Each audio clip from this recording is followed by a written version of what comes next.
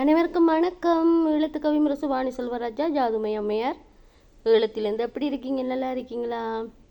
இன்றைய பதிவு என்னன்னு சொன்னால், ஒரு சில நபர்கள் நாக்கு வலிக்கிறவர்களுக்கும் நொட்டை பிடிக்கிறவர்களுக்கும் பொதுவாக கேட்டுக்கொள்ளுங்க, உங்களோட பிரச்சனையில் நாங்கள் தலையிடல், எங்களோட பிரச்சனையில் நீங்கள் தலையிட தேவையில்லை. எங்களுக்கு தெரியும் என்ன செய்யணும் செய்யக்கூடாண்டு, அதை நீங்கள் சொல்லி நாங்கள் செய்யணும்னு இல்லை.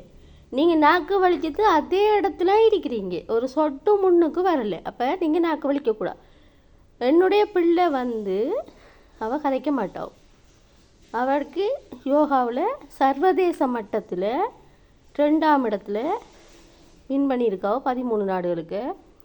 அதில் அவங்களோட ஸ்கூலால் பிள்ளைக்கு நல்ல இது செஞ்சுருந்தவங்க, அவளோட திறமை எங்கேண்டு கண்டுபிடிச்சி அந்த யோகா ஆசிரியர்கள் அவளை வழி நடத்தினவங்க. அவள் வரதன் 2 கிரேட் செய்திருக்காவோ, அதுக்கு பிறகு செய்யலை. அதுக்கு பிறகு அவளோட யோகா கலையை வச்சு நிறைய சாதனைகள், அந்த யோகா வரத உடுப்பை வச்சு அதை நடத்துகிறாவோ. அவளோட கலட முக்கியத்துவத்தை யோசிக்கணும், சரியா? அவள் எந்த அசிங்கமான படத்தையோ வீடியோவையோ வெளியிடலை. அடுத்தது, நீங்கள் கதைக்கும் போது உங்களுக்கும் ஒரு பிள்ளைகள் இருக்குது, நம்மளோட பிள்ளைகள் எதை செய்திருக்காங்க, நம்ம ஏன் கதைக்கிறோம் இந்த இடத்துலன்றதை நீங்கள் கொஞ்சம் சிந்திச்சு கதைங்க. அடுத்த விஷயம் என்னன்னு சொன்னால், ஒரு இடத்துல வீட்டுக்குள்ளே இருந்து மட்டும் செய்தால் மட்டும் அந்த பிள்ளையோட சாதனை வெளியில் வராது. 4 இடத்துல கொண்டு நடத்தினா மட்டும்தான் அது வெளியில் வரும். அப்போ உங்களுக்கு பொறாமை தான் முன்னிக்குது.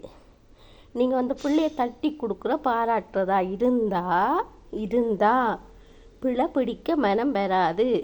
1000 பேர் இந்த பிள்ளையை பார்த்து மெருகூட்டி இருக்கிறாங்க, இன்னும் வாழ்த்து தெரிவித்து கொண்டு இருக்காங்க.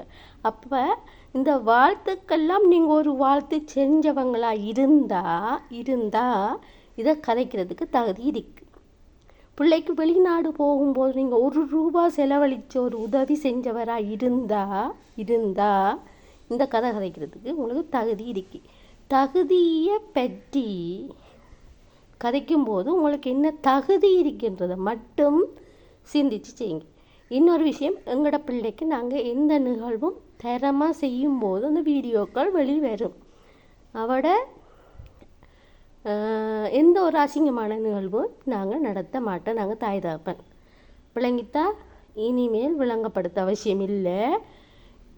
உங்களோட பிள்ளைகள ஊழல் எங்களுக்கும் தெரியும். உங்களுக்கு சிலவளை நாங்கள் சொல்லாமல் இருக்கோம், காரணம் சொல்ல விரும்பலை. எங்களுக்கும் பிள்ளைகள் இருக்குது, அதை நீங்கள் நினைவில் கொள்ளுங்க.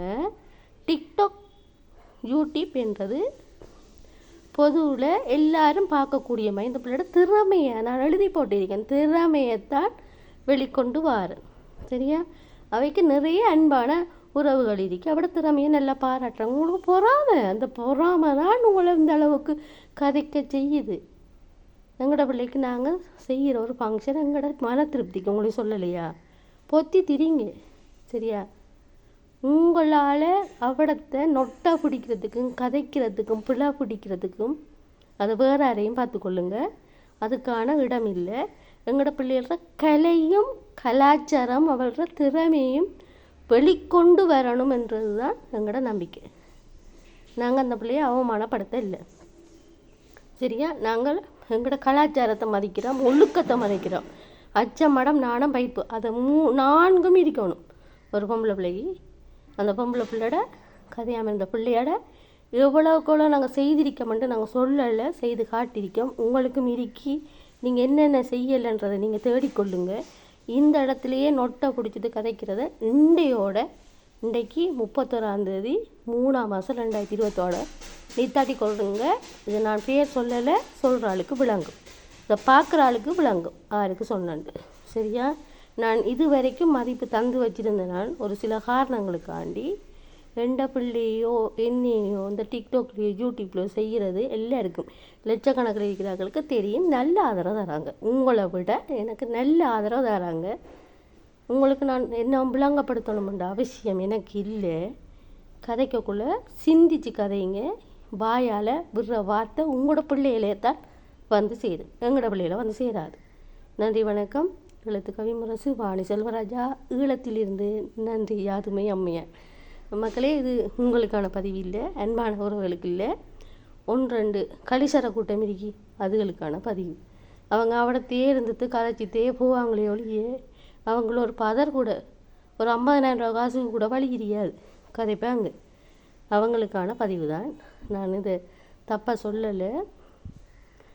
இதில் உங்களுக்கு தெரியும் என்ற அன்பான உறவுகளுக்கு நான் அதை பற்றி கதைக்கணுமென்ற அவசியம் இல்லை. நன்றி நன்றி நன்றி.